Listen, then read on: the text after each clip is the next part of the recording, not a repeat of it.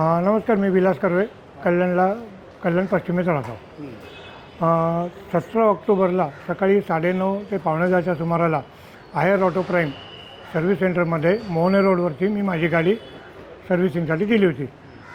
संध्याकाळी 7 वाजता मी डिलिव्हरी घेतली. त्याचा बिलाचा पुरावा आहे डिलिव्हरी घेतल्याचा.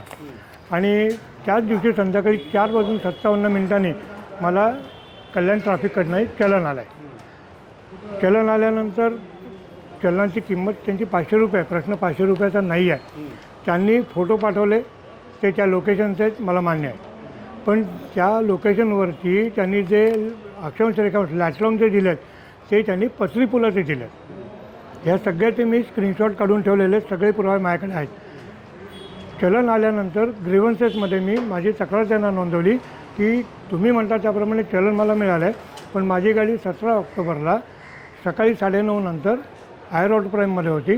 संध्याकाळी 7 वाजता मी डिलिव्हरी घेतली आणि 4:57 मला ते चलन आलं. या काळामध्ये माझ्या गाडीचं लोकेशन पसरी पुलला असणं केवळ अशक्य आहे. तेव्हा हे खोटं चलन कृपया इश्यू करू नका.